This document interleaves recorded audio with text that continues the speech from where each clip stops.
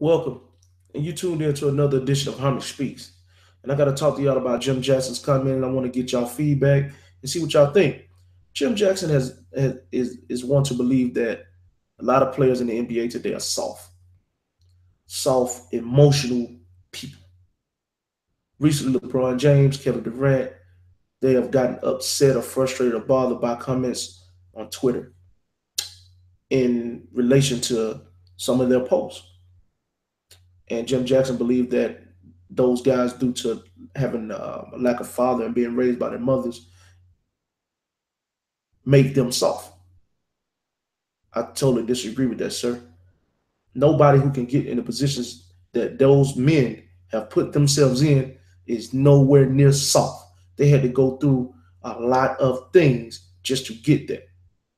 And truth be told, when you think about most professional athletes, that single parent, that rough upbringing, that's what drives them more so than somebody who could have been better than them or somebody who had more talent than them. That's what drove them to be the best of the best to get out of their situation.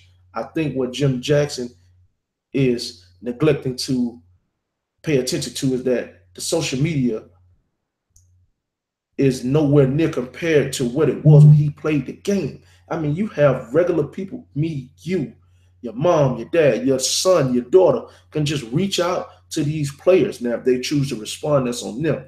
But some players choose to read it, some don't.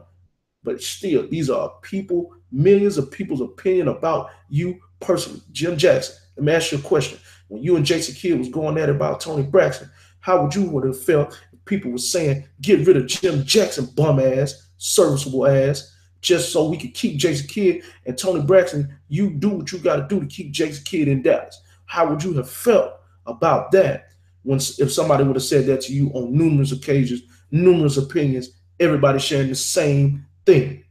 Let's ask Jim Jackson that kind of question. Because, Mr. Jackson, I'm here to tell you, we're living in the age where it's not people being extra sensitive.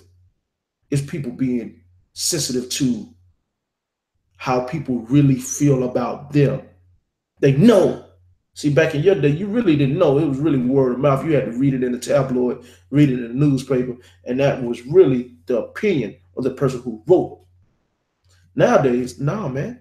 You got you got Jimmy Jackson 22, Jimmy Jackson 28, Jim Jackson 22, 8, three different people, three different opinions, and they all come into your Twitter feed. They all come into your Facebook. They all come into your Instagram. Some kind of way you're going to get this information, voluntarily or involuntarily. And with that being said, this marks another edition of Hunter Speaks.